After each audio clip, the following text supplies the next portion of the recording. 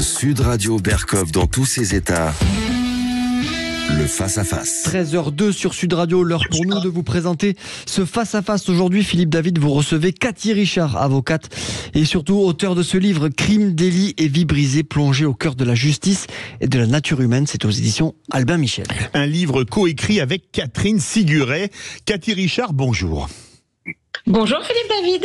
Alors vous êtes avocate, vous avez plaidé dans de nombreuses affaires, parmi celles-ci, parmi les plus sordides, souvent pour les victimes, que ce soit dans l'affaire du violeur de la Sambre, Jonathan Daval, et vous commencez votre livre par ces mots. C'est un livre passionnant, je le dis.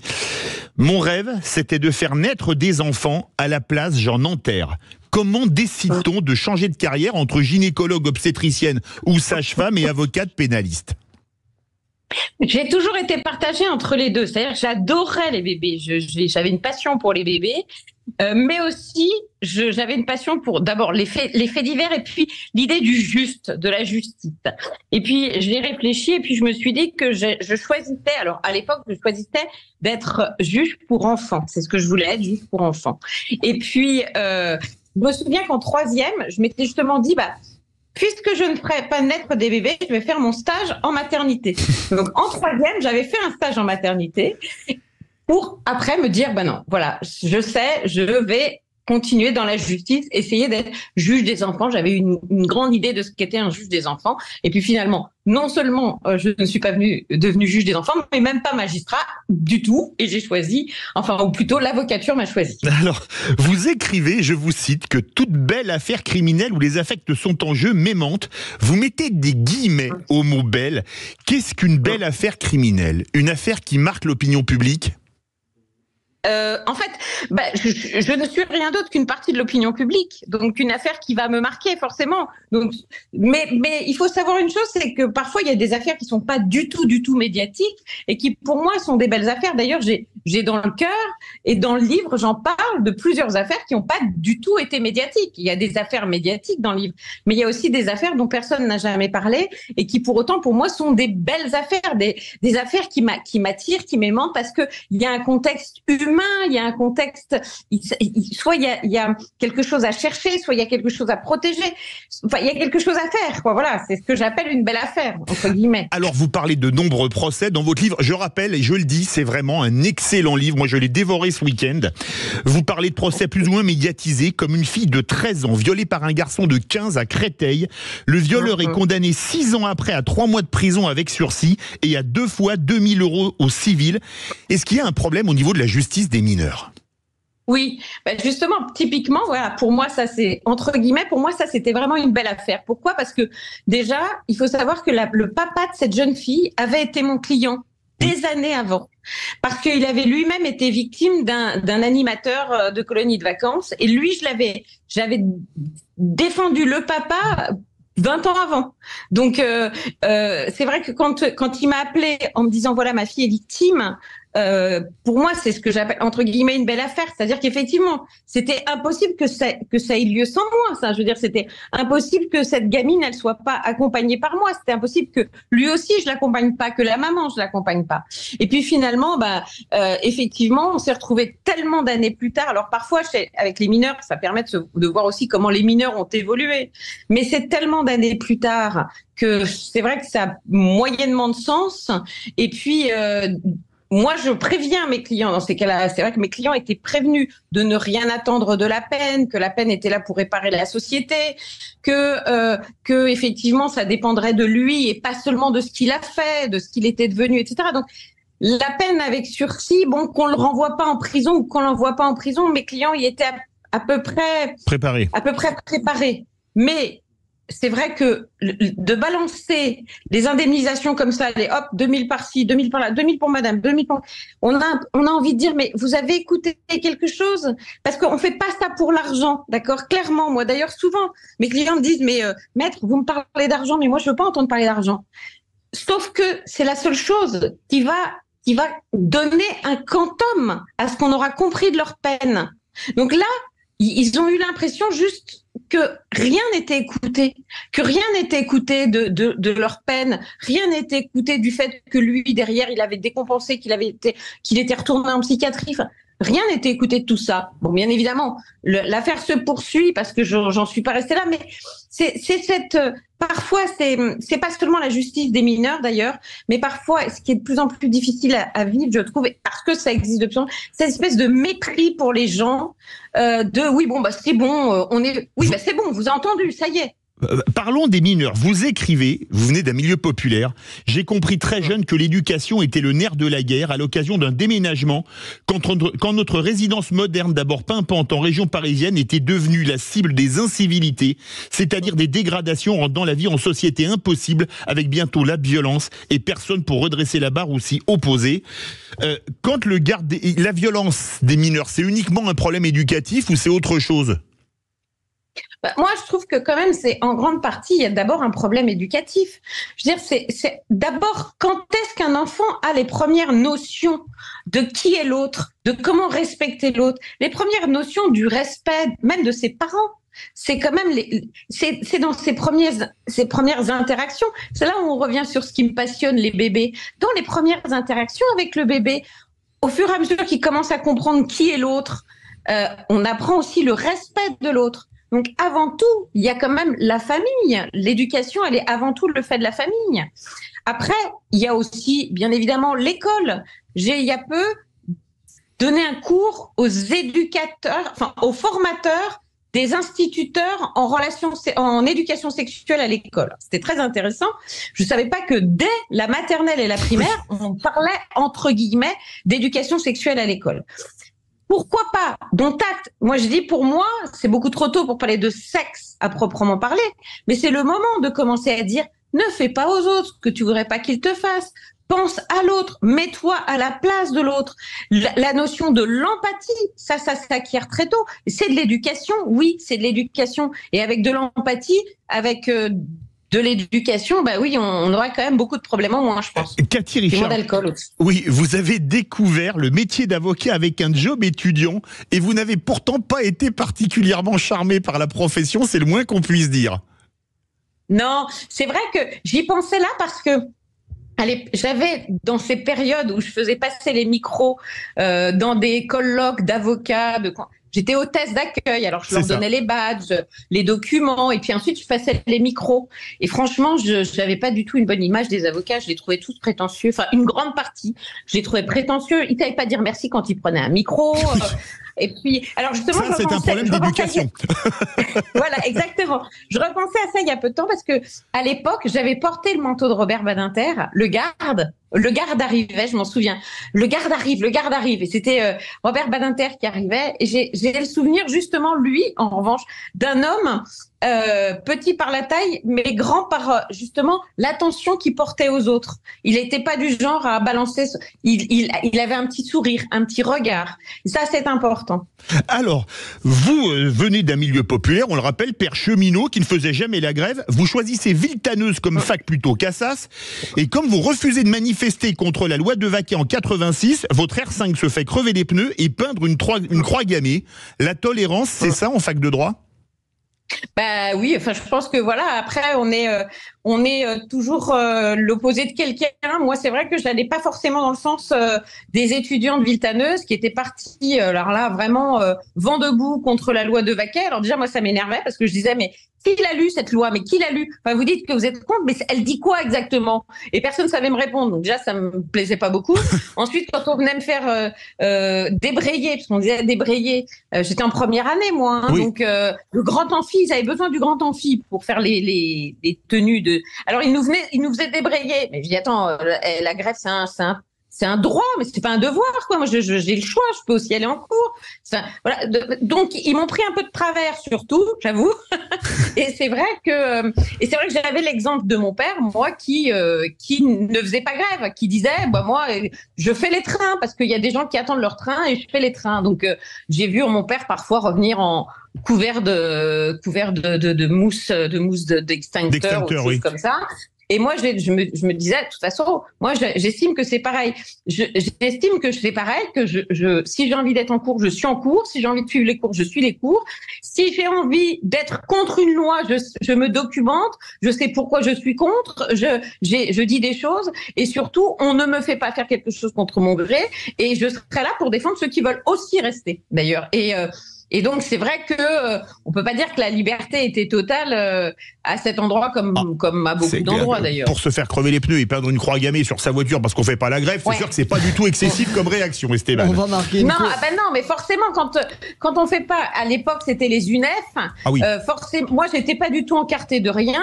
Et si je faisais pas la grève avec les UNEF, forcément j'étais un suppôt de l'UNI, de l'extrême droite et j'étais une fasciste. C'est forcément, c'était dans leur logique en tout cas. Et ce qui était drôle d'ailleurs, c'est que des années après, quand j'ai quitté la fac de Vitaneuse, je suis revenue au moment des inscriptions, je venais dire bonjour à tout le monde et il y avait des gens justement des fameuses UNEF, je dis des UNEF parce qu'à l'époque il y avait l'UNEFID, c'est ça. Voilà, et il y en a un des UNEF qui dit à l'autre, tu sais. Il y en a pas beaucoup, mais elle, pour le coup, c'est vrai que c'était une blanche colombe. C'était tard, mais ça m'a fait plaisir. On se retrouve. On va continuer cette discussion avec Cathy Richard. On continue de parler de justice. Et puis vous aurez la parole aussi. 0826 300 300. Vous nous appelez pour poser vos questions ou pour témoigner. À tout de suite sur Sud Radio. Sud Radio, votre attention est notre plus belle récompense. On est une grande famille sur Sud Radio et je suis très très fier d'en faire partie. Sud Radio, parlons vrai. Ici Sud Radio. Les Français parlent au français. Je n'aime pas la blanquette de veau. Je n'aime pas la blanquette de veau. Sud Radio Bercoff dans tous ses états. Et notre invité du face-à-face, maître Cathy Richard, crime, délits et vie brisée, plongé au cœur de la justice et de la nature humaine, publié chez Albin Michel. On revient, maître Cathy Richard, vous étiez de droite et on vous dit qu'un magistrat en droit pénal qui veut réussir doit être de gauche. C'est pas un peu hallucinant, ça ? Oui, un avocat, oui, c'est vrai que il y a eu toute une période aussi où on disait beaucoup, oui, il faut être dans les forces de progrès pour être pénaliste. Enfin, j'ai un peu tout entendu. Hein. J'ai aussi entendu que je pouvais pas m'installer à Pontoise si j'étais pas pontoisienne de racine. J'ai un peu tout entendu, mais c'est vrai aussi qu'il y avait aussi ce côté pour être avocat pénaliste, il faut être de gauche. Mais en fait, je pense que c'est parce que tout simplement, on là, dit c'était magistrat en droit pénal, hein, carrément. Je pense qu'on confond la générosité et la gauche, quoi. Enfin, on confond l'humanité. La gauche, je sais pas. Moi, je pense qu'on peut, on peut être moi, je suis de droite, d'éducation de droite. Je suis ni militante ni rien. J'avais mes grands-parents qui étaient de droite et qui étaient de milieu, voilà, d'extraction, pas du tout. Voilà, ma grand-mère, elle a élevé 8 enfants avec un mari qui était ouvrier et elle disait lorsque le gros maigrit, le maigre périt. Faut pas scier la branche sur laquelle on est assise. Enfin voilà, je pense que c'est une question de mentalité, d'éducation, là encore, plus que de cœur, quoi. Vous avez passé pourtant le concours pour être magistrate, mais en vous sabordant. Racontez-nous. Oui. Justement, c'est ce qui me permet de me rendre compte qu'en fait, on peut tous faire un jour quelque chose qui nous dépasse, en fait. C'est-à-dire que j'ai passé ce concours, je voulais être absolument magistrat, plus que tout. Comme je disais, je rêvais, moi, de prêter serment comme magistrat. Hein. Je disais, il y a des filles qui rêvent d'être en blanc et de se dire oui, moi, je rêve d'être en noir et de prêter serment. Et puis finalement, j'ai passé les épreuves et sur la dernière épreuve, je suis sortie avant la fin. Je regardais les autres en me disant oh non, ils ont l'air tellement plus d'être des magistrats que moi. Non. Et la dernière épreuve, c'était en plus la note de synthèse, qui est quand même l'épreuve technique par définition, qui est pas du tout une épreuve de connaissance, qui est juste une épreuve de technicité. Et pour tout dire, j'avais eu des bonnes notes dans les 3 autres matières. Et pour vraiment tout dire, quand j'ai passé l'examen d'avocat, entre-temps, je m'étais cassé le genou. Enfin, j'avais été opérée du genou. Et pendant la note de synthèse, je me suis endormie à l'examen d'avocat. Et j'ai eu l'examen d'avocat. J'étais beaucoup plus décontractée, en fait. On a parlé de votre parcours pour devenir une brillante avocate pénaliste. Maintenant, on va aller dans le vif du sujet. Vous écrivez On peut tous devenir une victime ou un assassin un jour pour une demi-seconde de folie, de panique, de rage, de déraison liée à une complexité psychique infinie, de désespoir, surtout de désespoir. On peut tous devenir victime en un quart de seconde, mais est-ce qu'on peut tous devenir assassin en un quart de seconde ? Mais c'est exactement ça. L'idée, c'est que c'est exactement quand on est... moi, je suis catholique et je sais que dans les évangiles, on dit que Jésus a dit que celui qui n'a jamais péché me jette la première pierre. C'est ça. Bon. Ben là, je trouve qu'il y a la même chose. Ça existe la même chose en chacun de nous. C'est-à-dire que moi, ceux qui me disent oui, mais comment est-ce qu'on peut défendre des méchants, je dis mais est-ce qu'un jour dans votre vie, en votre âme et conscience, vous n'avez pas fait quelque chose que vous regrettez, que vous n'auriez pas voulu faire. Finalement, vous avez fait presque malgré vous, ou dont vous avez honte. À partir du moment où vous avez été capable de faire une chose dont vous avez honte ou que vous n'auriez jamais pensé pouvoir faire, comment pouvoir être certain que vous ne pourriez pas faire pire, autrement, autre chose? Je veux dire, c'est une étude d'humilité. Faut être humble avant tout et se dire, avant d'avoir des grandes idées, des péremptoires sur les autres, interrogeons-nous sur nous-mêmes. Alors, vous parlez de votre premier procès d'assises et il se prépare en 5 jours. Racontez-nous, parce que là, c'est vraiment il y a le TGV, là, c'est le PGV, le procès à grande vitesse ou la plaidoirie à grande vitesse. Mais c'est vrai, en fait, quelqu'un sonne à la porte et arrive en disant, c'est une jeune femme, et elle dit, mon frère a été tué, et puis l'affaire, elle vient la semaine prochaine. Et elle vient la semaine prochaine, comment ça et on dit, mais on m'a donné votre nom, on m'a dit que vous pourriez m'aider. Oui. Et effectivement, elle venait bien la semaine suivante, aux assises directement, sans passer par la case instruction pour moi. Et j'ai tout de suite dit à cette jeune femme, écoutez, je vais m'occuper de vous. J'ai reçu aussi son papa, qui était le papa de la victime. J'ai récupéré le dossier très vite. J'ai passé énormément de temps avec eux pendant cette semaine-là. Et puis ensuite, je me suis retrouvée aux assises avec eux.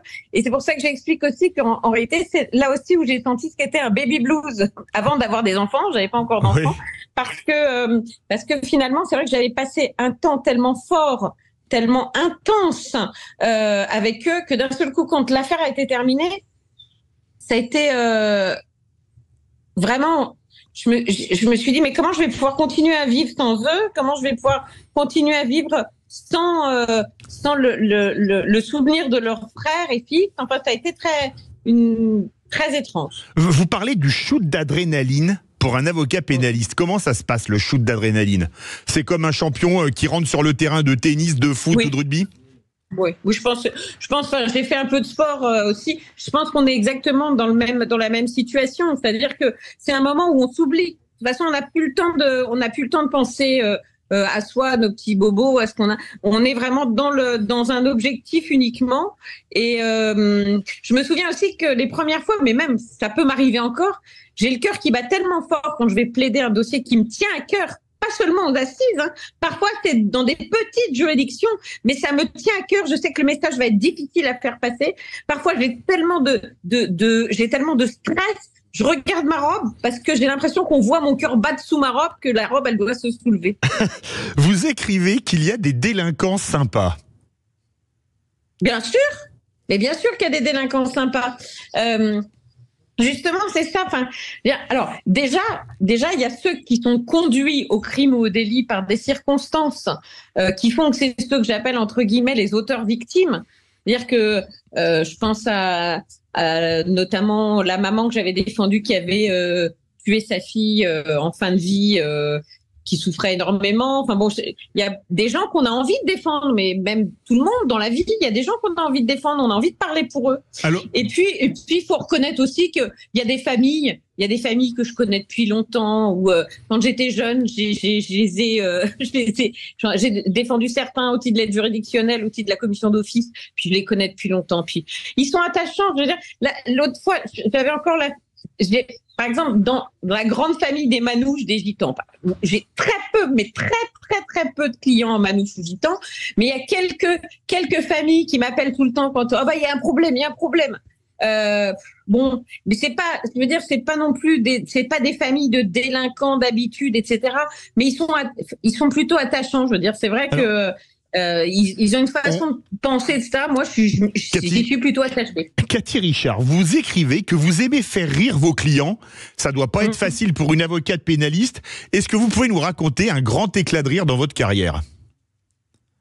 Je peux vous raconter un des éclats de rire qui avait le plus marqué mes collaboratrices, puisque j'étais en rendez-vous avec 2 filles dont la mère, qui avaient elles-mêmes retrouvé leur mère dans son réfrigérateur à elle et coupée en morceaux. Dont en réalité, à l'origine de la mort de cette femme, il y avait leur petite sœur et l'amant de la petite sœur. Voilà, donc c'est quand même, le dossier était vraiment particulièrement difficile, voilà. Et je sais plus sur quoi je les ai fait rire, mais c'est vrai que les collaboratrices à côté, qui savaient quel était le rendez-vous, qui connaissaient le dossier, etc., quand elles nous ont entendu rire, quand on est sorti rendez-vous, elles m'ont dit mais comment, mais t'as réussi à les faire rire? Bah oui. Mais c'est vrai que, voilà, parce que de toute façon, on connaît toujours quelqu'un qui rit pendant un enterrement, parce que de rire, c'est comme de manger, ça détend. Mais est-ce que pour vous dites j'enterre des enfants, est-ce que pour vous, je connais quelques médecins anesthésistes réanimateurs qui ont fait du SAMU et souvent c'est des bons vivants. Est-ce que pour vous c'est pas une manière d'évacuer ce que vous voyez comme ceux qui sont sur la route et qui arrivent et que les personnes sont décédées ou qui peuvent rien faire, quoi? C'est pas une manière d'évacuer? Alors c'est jamais au moment même. C'est-à-dire que en réalité on va rire d'autres choses, on rit pas forcément de ça. Je veux dire, voilà, c'est ça qui est pas faux. Mais voilà, ou a posteriori, ou on détend. Je veux dire, c'est comme, je vous dis vraiment, pour moi, c'est comme de manger. Pour moi, dans un enterrement, je n'envisage pas, je dis dans mes dernières volontés, notez-le tous, il faut qu'il y ait du rose et il faut que j'arrive en retard, sinon on croira jamais que je suis dans la boîte. Et puis, il faut qu'on mange, quoi. Je veux dire, ça détend, ça dénoue, c'est bien, et là, vous parliez de bon vivant, c'est vrai que ça va avec, exactement. Donc, c'est un rire, sourire de quelque chose, revoir de la lumière. C'est pas parce que tout est triste, que tout est sombre, qu'il n'y a pas de temps en temps un tout petit peu de lumière. Et justement, j'allais dire, plus tout est sombre, plus tout est terrible, plus il faut souffler sur une petite étincelle de vie. Merci Cathy Richard, on continue dans quelques instants, Esteban. Oui, avec vous, 0826 300 300 pour poser toutes vos questions et on continue cette discussion passionnante. À tout de suite sur Sud Radio. Sud Radio, Berkov dans tous ses états. Philippe Davy. Ici Sud Radio. Les Français parlent au français. Les carottes sont cuites. Les carottes sont cuites. Sud Radio, Berkov dans tous ses états. Et on a le plaisir d'avoir en notre compagnie maître Cathy Richard, auteur de ce livre Crime, délit et vie brisée, plongé au cœur de la justice et de la nature humaine, publié chez Albin Michel, un livre écrit avec Catherine Siguret. Vous parlez, comme vous défendez beaucoup de victimes, Cathy Richard, de soulager leur douleur. Peut-on vraiment y arriver? On ne peut pas l'effacer. Il n'est pas question de mentir. De toute façon, le parcours judiciaire, c'est un parcours auquel ils sont confrontés. Donc l'idée, c'est pas de soulager leur douleur de la perte d'un être cher, par exemple, mais de les soulager dans le parcours judiciaire qu'ils vont devoir vivre de toute façon. Et là, je mens pas, je dis pas ça va pas faire mal, je dis pas après tout ira bien.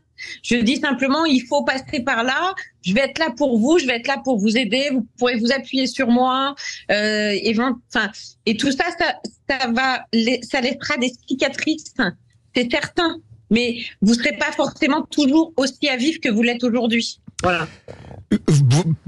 Vous écrivez, quand la douleur rend agressif. Est-ce qu'on s'identifie à la victime ou aux victimes quand on est souvent comme vous, avocate de partie civile? Parfois, j'avoue que on fait punching ball. Voilà. Donc, quand les gens sont en colère après tout, parfois ça nous retombe aussi sur nous. Voilà. Il faut savoir faire le moment, il faut savoir se rendre compte que la colère des gens, elle n'est pas forcément dirigée vers moi en particulier. Souvent, j'essaye de faire avec, je leur explique gentiment que je ne suis pas un punching ball, que j'entends leur colère. Mais voilà, qu'on va essayer de travailler intelligemment et d'avancer intelligemment. Parfois, j'ai moins de patience. Ça m'est arrivé 1 ou 2 fois d'être moi-même fatiguée et de dire « Oh, et tout doux, là, on s'arrête. Moi, je peux pas, on peut pas parler intelligemment. Si c'est pour sortir sur moi toute votre colère, j'entends votre colère, mais on va essayer de réfléchir à ce qu'on peut faire. Il y a des choses qu'on peut pas faire, et puis il restera des choses qu'on peut faire, donc on va réfléchir à ce qu'on peut faire ensemble. Mais c'est vrai que la colère, enfin plutôt la peine, la souffrance, elle prend 1000 facettes. Et dans ces 1000 facettes, il y a des gens qui s'effondrent et qu'il faut soutenir. Il y a des gens qui se mettent dans une colère noire et qu'il va falloir calmer. Et tout ça, c'est pour les aider à avancer sur ce parcours qui est le parcours judiciaire. Le camp des auteurs, quand il y a quelque chose à comprendre.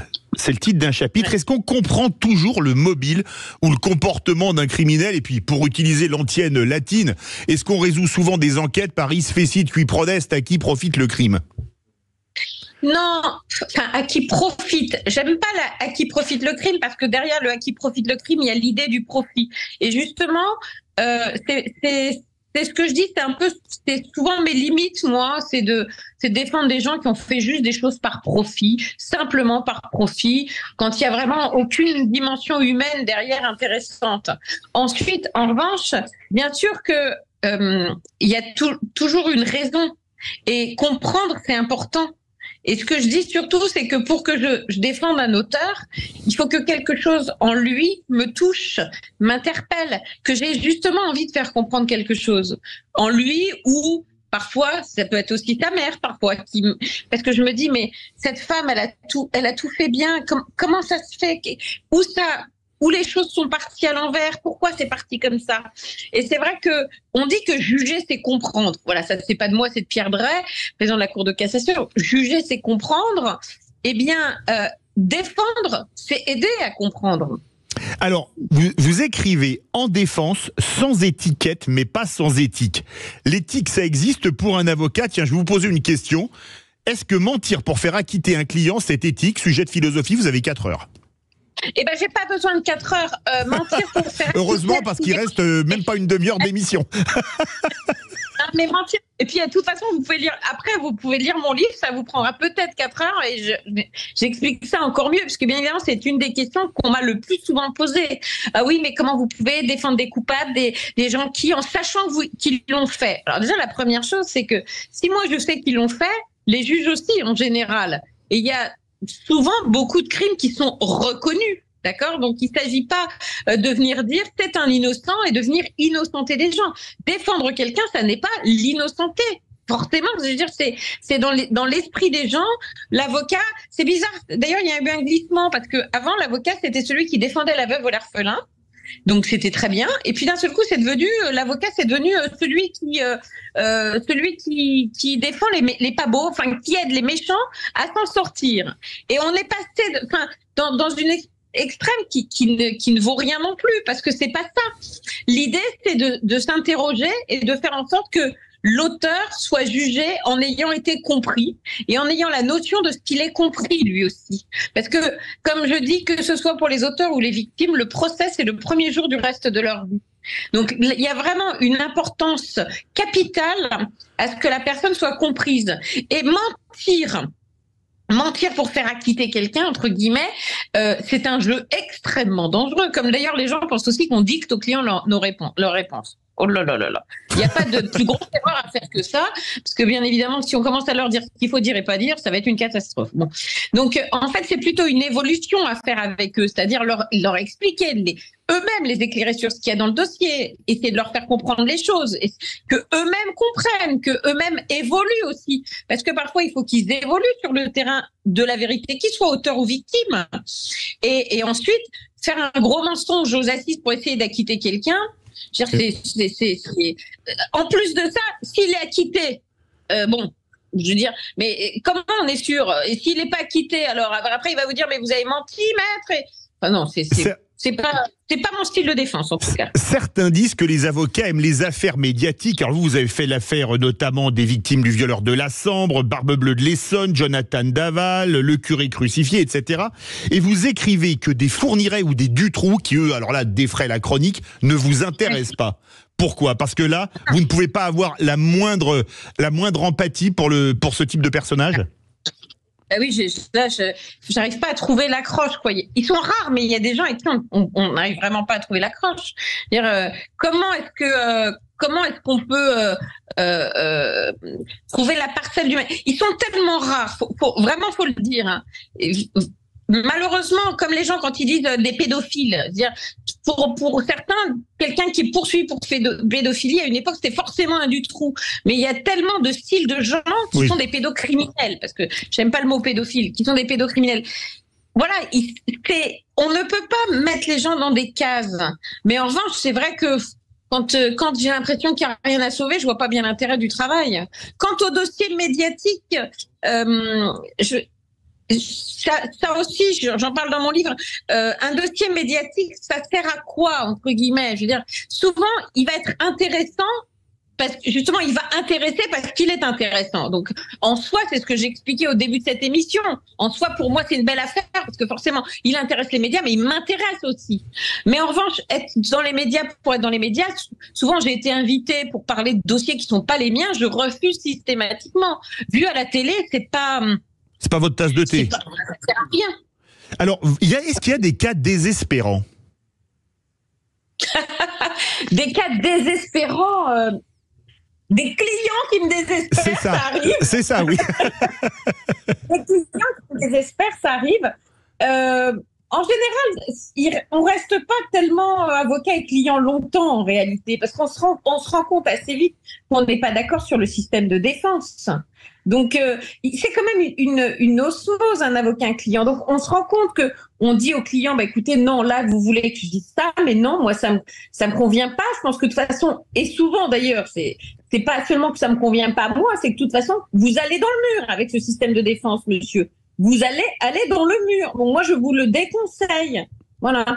Et puis, après, on se met d'accord, on se met pas d'accord. Si on se met pas d'accord, la plupart du temps, c'est eux qui changent d'avocat ou c'est moi qui leur dis, monsieur, j'arrête là. Voilà. Et ça m'est arrivé plusieurs fois de dire, non, là, on va pas. Non, parce que je dirai jamais ce que vous voulez que je dise. Donc, soit vous acceptez que je dise autre chose, ce qui était déjà arrivé, aussi, soit vous acceptez que je dise autre chose, c'est-à-dire que j'entends que vous n'êtes pas en mesure de reconnaître les faits ou de dire telle chose ou de demander pardon, mais vous acceptez que je le demande à votre place, soit sinon vous y allez avec quelqu'un d'autre que moi, quoi. Quelle est la position la plus facile ou la plus difficile, défense ou partie civile? Il n'y a pas de position facile ou difficile. C'est par exemple, ça c'est ce qui m'énerve quand je croise des confrères qui me voient avec mes valises et qui me disent tu vas aux assises, alors partie civile ou en défense? Je dis partie civile. Ça va alors. Je dis non, ça va pas, bien sûr que non, ça va pas. D'abord, la position, elle est difficile ou facile en fonction du dossier, en fonction du client. Voilà, c'est d'abord ça. C'est pas parce qu'on est en défense ou en partie civile. Les confrères qui disent ou les gens qui pensent qu'être partie civile, donc de côté des victimes, c'est facile, c'est des gens qui ne le font pas, qui ne savent pas ce que c'est. Parce que comme je le disais, pour les victimes aussi, c'est le premier jour du reste de leur vie. Pour les victimes aussi, c'est important d'avoir été entendues. Pour les victimes aussi, c'est important que les juges aient pris leurs décisions en les ayant compris, en ayant pris la mesure de ce qu'ils ont souffert, en ayant pris la mesure de qui a été tué. Voilà, tout ça, c'est d'une importance capitale. Et il y a un enjeu là-dedans. Il y a un enjeu derrière. Et cet enjeu, il est au moins aussi important que lorsque je suis aux côtés d'une personne en défense qui reconnaît des faits et pour lesquels il va falloir qu'il soit jugé en ayant le sentiment d'avoir été compris aussi dans sa démarche. Donc pour moi, c'est pas une question d'être en défense ou en partie civile qui est facile ou difficile. C'est une question de dossier, une question de client, une question d'être humain. Alors, vous avez parlé justement de ce cas qui était désespérant. On en a parlé il y a quelques minutes. Est-ce qu'il y a toujours une souffrance chez les coupables où certains n'en ont rien à faire de ce qu'ils ont fait? C'est là où typiquement quelqu'un qui en a rien à faire avec moi, ça va pas durer longtemps, quoi. C'est pas possible parce que dans quand on parle de coupable, on parle de quelqu'un qui est coupable et qui reconnaît les faits ou qui accablé par des faits et puis qui dit c'est pas sur des viols, elle était bien contente ou sur non. C'est-à-dire que rapidement, moi je lui dis attendez, pour que vous vous présentiez devant vos juges d'une façon normale, honnête, que vous soyez entendu dans votre défense, monsieur, il faut évoluer. Donc, s'il évolue pas et s'il sent qu'il n'est pas capable d'évoluer dans le sens de l'empathie, dans le sens de comprendre ce qu'il a fait, c'est comme exactement, pour le coup, on va reparler d'enfants, c'est comme avec un enfant, quand il fait une bêtise, s'il vous dit, ouais, bon, c'est bon, hein, on a envie de le punir plus, que s'il vous dit, oh, j'ai compris, c'est grave ce que j'ai fait, etc. Donc, forcément, eh ben, les juges avec les prévenus ou les accusés, c'est exactement pareil. Moins il semble avoir compris, plus on a envie de le punir. On va marquer une dernière petite pause dans cette émission. Nous sommes ensemble jusqu'à 14h avec Cathy Richard et avec vous, puisque vous aurez la parole après la pub. 0826 300 300. À tout de suite. Sud Radio, Berkov dans tous ses états. Philippe David. Ici Sud Radio. Les Français parlent au français. Je n'aime pas la blanquette de veau. Je n'aime pas la blanquette de veau. Sud Radio, Berkov dans tous ses états. 13h44 sur Sud Radio, on est toujours avec l'avocate Cathy Richard qui vient nous voir pour ce nouveau livre Crime, délit et vie brisée, plongé au cœur de la justice et de la nature humaine. Et on accueille Philippe qui nous appelle depuis Caen. Bonjour mon cher Philippe. Bonjour Philippe. Bonjour Philippe, bonjour maître Cathy. Je voulais apporter juste un témoignage. Vous parliez de la classe quand vous étiez hôtesse, pour celui des avocats. Moi, j'avais ma fille à l'époque en faction au 36 quai des Orfèvres, qui a osé demander la pièce d'identité, puisque c'est obligatoire, à monsieur Yared Dupond-Moretti, et qui s'est presque, on va dire, il a pris ça comme un peu comme une de haut, hein. Il l'a toisé, mais vous me reconnaissez pas, ceci, cela. Ça, c'est pour la petite note, hein. Oui. Par ailleurs, je pense que ne regrettez surtout pas de vous être lancé comme magistrate, parce que je déplore, comme beaucoup de Français, un syndicat de la magistrature politisé à gauche avec le mur des cons. Là, vous êtes dans votre élément, vous le vivez, et continuez comme ça, faites du bon boulot. Mais là, le problème aurait été très compliqué Philippe, pour vous d'être magistrate. On va faire réagir Cathy Richard. Alors, il y a une petite coupure, je sais pas, Cathy, il témoignait que sa fille au 36 quai des Orfèvres a été prise de très haut par un avocat devenu garde des Sceaux, Éric Dupond-Moretti. C'est pour dire ce que vous aviez vécu quand vous étiez hôtesse. Et il pose la question, vous n'avez pas fait magistrate de la politisation de la magistrature. Est-ce qu'elle est politisée ou pas? Parce qu'il parle du mur des cons, et là, on peut dire que c'est politisé. Oui, franchement, ouais. Moi, je vais vous dire une chose. Alors, j'aime pas. Enfin, je vais essayer d'être dans ma logique. Pour moi, c'est pas un problème de gauche ou de droite. Pour moi, c'est un problème d'arrogance et d'absence j'allais dire, de tolérance, de respect de l'autre. Donc, c'est pas une question de couleur politique.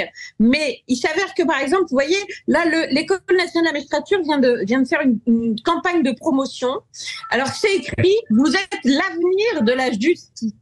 Dessus, sur leur campagne de promotion, on voit des jeunes, et il y a écrit « Vous êtes l'avenir de la justice, intégrez l'école de la magistrature ». Et ben, je trouve que c'est scandaleux, parce que pour moi, c'est pas l'avenir de la justice. Vous allez être au service de la justice, vous allez être au service des gens, pour la justice, mais vous n'allez pas être l'avenir de la justice, vous n'incarnez pas la justice. La justice, elle est rendue au nom du peuple français. Donc c'est ça qui me pose plus de problèmes encore que les opinions politiques des uns et des autres, ou c'est les mentalités qui me posent problème, voilà. Merci beaucoup. C'est l'arrogance et l'absence d'humanité. Et il faut que je dise quand même pour les magistrats qu'ils vivent aussi dans leurs conditions de travail sont de plus en plus compliquées, de plus en plus inhumaines, ce qui les rend aussi sans doute aussi de plus en plus inhumains. Et qu'il y a bien évidemment des exceptions, Dieu merci. On remercie Philippe pour sa question et on accueille Marc de Béziers. Bonjour Marc. Bonjour Marc. Oui, bonjour à tous. Voilà, moi, j'ai eu affaire à la justice. Alors, heureusement pour des choses a priori mineures comme le juge des affaires familiales et le juge des enfants, où là c'était beaucoup plus grave parce que c'était par rapport à ma fille. Et moi, ce que j'ai déploré, c'est le fait que l'avocat finalement soit un procédurier plus un conseil. Moi, j'ai eu très peu d'écoute de la part de mon avocat, alors que bon, je pense que je posais des questions judicieuses qui allaient bien, et j'ai plus trouvé la réponse auprès, par exemple, des conseillers juridiques des départements, puisque ça, je le dis pour information à vos auditeurs, il y a des conseillers juridiques au sein qui sont salariés des départements, oui, et auprès de qui j'ai eu beaucoup d'écoute. Et d'ailleurs, ce qui m'a toujours choqué, c'est le terme de client entre un avocat et le citoyen, parce que nous, on met beaucoup de choses en jeu dans ces moments-là, et la relation client, fournisseur, prestataire, comme vous voulez, ça m'a toujours choqué. Pour un médecin, on parle de patient, oui, la patientèle. Je comprends pas pourquoi on parle de clientèle vis-à-vis d'un avocat, même si on est un client de l'avocat. Mais pour autant, ça me choque parce que les choses qui sont en jeu, en général, elles sont très importantes. La parole est à maître Cathy Richard pour vous répondre. Cher monsieur, j'ai été la première choquée quand on m'a expliqué que j'étais collectrice d'impôts et que il fallait que j'envoie de la TVA. Enfin bon, bref, pour moi, j'étais aussi au service des gens. Je pense très sincèrement que c'est une question de personne et de personnalité. Vous êtes tombé sur des bons conseillers au sein de la mairie ou je sais pas, du département. Vous auriez pu aussi tomber sur quelqu'un qui vous écoute pas. Vous êtes tombé sur un avocat où vous avez eu l'impression qu'il vous écoutait pas. Vous auriez pu tomber sur un avocat qui met l'humain au premier chef et au premier plan. Bon, justement, c'est les deux matières. Quand je vous entends dire que c'est moins important les affaires familiales, ce sont les deux matières que je garde. Les affaires familiales et le pénal, parce que l'humain est au centre de ces deux matières. Et en revanche, vous voyez, j'ai le souvenir d'une collaboratrice qui avait commencé à mon cabinet, qui venait d'un cabinet parisien, et elle écrit à un client, et je relis, parce que je relis toujours, et je relis, je lui dis, mais je comprends rien, cette lettre-là. Il y a 10 km de long, on comprend rien ce que t'écris. Elle me dit, ah bah oui, mon ancien patron, il voulait pas que les clients comprennent. Je dis, ah mais non, c'est pas du tout ça ici. Ici, l'idée, c'est qu'ils comprennent, justement. Voilà, alors après, je pense qu'il faut pas, là encore, on peut pas forcément mettre les gens dans des cases.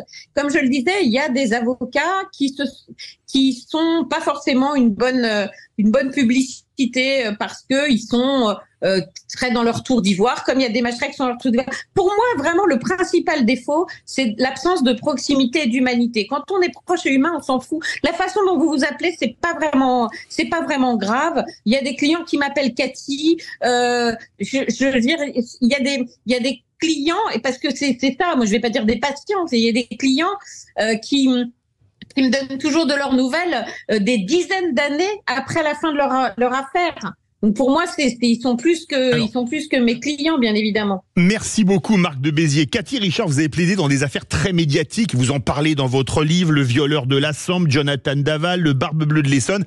Quel souvenir vous reste-t-il de ces affaires hyper médiatisées ? Je peux pas dire quel souvenir me reste de ces affaires. C'est comme quand on me dit quelle est l'affaire qui vous a le plus marqué, je réponds toujours j'ai 3 enfants, c'est comme si on me demandait lequel j'aime le plus. De chaque affaire, je garde des souvenirs différents. Ça fait l'objet d'un livre qui est déjà assez épais, et ça pourrait faire l'objet d'un deuxième, d'un troisième. Enfin, parce qu'effectivement, à chaque affaire, à chaque personne rencontrée, c'est une nouvelle histoire. C'est de nouveaux obstacles, mais c'est aussi de nouveaux beaux moments. Et voilà, il y a pas pas spécialement, je le dis, pas plus si elles sont médiatiques que si elles ne le sont pas. Le dernier chapitre de votre livre, je le remontre encore pour ceux qui le regardent sur YouTube ou sur Sud Radio, s'appelle Incontournable Média. Est-ce qu'il joue un rôle dans les affaires qui sont les plus médiatisées ? On pense à une affaire 40 ans après, ça fera 40 ans en octobre, qui n'a pas eu de solution. On ne connaît pas la vérité, l'affaire du petit Grégory. Alors bon, bien évidemment, alors là on est dans une affaire pour laquelle c'est l'extrême, l'affaire du petit Grégory. Après, les médias, vous savez, c'est comme n'importe quel outil. C'est-à-dire que il y a des bons côtés, des mauvais côtés. C'est-à-dire qu'il y a aussi moi, j'ai l'affaire de la disparition de Cécile Valin. Cécile, elle a disparu, elle avait 17 ans en 1997 à Saint-Jean-de-Maurienne. C'est aussi sans doute grâce aux médias que cette affaire, elle n'est pas enterrée aujourd'hui et que peut-être elle va bientôt connaître un rebondissement. Et puis, voyez là, c'est aussi utile les médias pour justement faire comprendre aussi aux gens ce qui se passe dans le milieu judiciaire. Comme je disais, la justice, elle est rendue au nom du peuple français, mais souvent on a l'impression qu'elle est enfermée dans des dans des palais de justice. C'est pour ça que je serais aussi mais c'est encore un autre débat, pour qu'on puisse accéder de façon maintenant médiatique à tous les dossiers, à toutes les audiences, que la porte soit ouverte virtuellement, voilà, que la porte des salles d'audience soit ouverte virtuellement. Mais bon, bref, donc je pense que les médias sont comme tout, c'est-à-dire qu'il faut en prendre le bon et en laisser le mauvais, ou essayer de lutter contre le mauvais. Comme je dis, quand on veut me faire parler de dossiers qui sont pas à moi, parce que on fait des kilomètres de long sur tel acteur connu qui conduisait sous l'empire de stupéfiants, bon voilà, il y a un moment, c'est vrai qu'on tourne en rond. Après, toute la question aussi, elle est de l'utilité aussi des médias comme, vous savez, MeToo, c'était aux États-Unis il y a 10 ans. En France, on se rend compte que là, la parole commence à se libérer. Pourtant, on croyait qu'elle se libérait en même temps que MeToo. Mais en fait, comme toujours, il a fallu 10 ans pour que ça arrive chez nous. Mais les médias, ça peut avoir aussi une utilité parce que ça peut libérer la parole. Mais bon, est-ce que ça libère la parole ou est-ce que ça crée... Vraiment, la question est trop complexe pour y répondre en quelques mots. Est-ce que vous avez déjà plaidé une affaire dans laquelle vous avez vu, vous, une erreur judiciaire ? Ah oui. Ah oui, bah oui. Je suis absolument persuadée d'avoir déjà vu des erreurs judiciaires. Oui, bien sûr. Oui, bien sûr. C'est difficile, mais oui. Voilà, mais je parle même parfois, on peut dire de petites affaires. Je me souviens d'avoir plaidé pour un petit jeune il y a des années de ça. J'étais vraiment toute jeune avocate et je plaidais devant le tribunal correctionnel pour un petit jeune qui s'était retrouvé là pour avoir arraché un sac à main ou un truc comme ça. Et on avait dit que c'était lui parce qu'il avait un survêtement avec une bande blanche. Et je me souviens être allée à l'audience avec un survêtement avec une bande blanche. On me disait, regardez, moi aussi j'en ai un. Et qui n'en a pas, quoi, je veux dire. Hein. Et le tribunal l'a déclaré coupable. J'avais croisé ensuite le président en backstage, j'allais dire. Je l'avais croisé dans les couloirs et je lui avais dit ce que je pensais de ce jugement. Pour moi, c'était impossible qu'il soit condamné, ce garçon. Et vous savez, le pire du pire, c'est que parfois sur des erreurs judiciaires, quand les choses se passent vraiment mal, les clients, ils veulent pas faire appel parce qu'ils ont encore plus peur d'agir. Ils préfèrent en terminer. Ils veulent plus entendre parler de rien. Ils font pas appel. Ils veulent en finir. Ils n'ont plus confiance dans la justice. Allez, il nous reste 1 minute. Il y a des rituels en audience, comme les champions ont certains rituels de mettre leur chaussure gauche avant la chaussure droite. Quels sont vos rituels, Cathy Richard? Pour finir par une question clin d'œil. Alors moi j'ai mes stabilos, j'ai mes couleurs, ça, vraiment j'ai plein de couleurs, j'ai plein de feutres de toutes les couleurs, j'ai absolument besoin de pouvoir surligner mes cotes aussi de toutes les couleurs et puis j'ai mes chocolats. Forcément j'ai souvent des chocolats, j'ai besoin de chocolat avec moi, c'est comme je disais, ça remonte le moral, c'est bon pour tout. Et ça fait partie de mes rituels avec aussi mes foulards ou mes rabats qui sont différents. J'ai pas forcément le même rabat blanc que tout le monde, j'ai aussi des rabats avec de la dentelle que je laisse choisir à mes clients parfois, voilà. Et tous vos confrères et consoeurs ont plus ou moins des mêmes rituels pareils? Pas les mêmes, et puis je pense qu'on a tous les nôtres. Enfin, je sais pas, j'ai pas vraiment échangé là-dessus. Bon, quand j'ai mes stabilos et mes chocolats, je peux vous dire qu'ils les empruntent. Écoutez, les deux sont utiles, mais peut-être que les chocolats sont un peu plus agréables que les stabilos. Merci beaucoup, maître Cathy Richard, auteur de Crimes, délits et vies brisées, plongé au cœur de la justice et de la nature humaine. Un livre où on va vraiment au cœur de la justice et on parle d'affaires très médiatiques, mais pas que, vraiment un livre à lire. Merci à vous. Merci beaucoup, Cathy Richard, d'avoir été avec nous. On va se retrouver demain sur Sud Radio. Philippe David, vous êtes là demain? Absolument. Comme Fabien Galtier, on change pas la compo. On change pas la compo, mais bon, là, il n'y aura pas de vidéo pour voir si les Écossais ont aplati ou pas à la dernière minute. Et on parlera d'intelligence artificielle demain dans le Face à Face. Merci à tous de nous avoir écoutés. Tout de suite, c'est Brigitte Lahaye sur Sud Radio. À demain. Sud Radio. Sud Radio. Parlons vrai. Parlons vrai. Sud Radio. Parlons vrai. Bon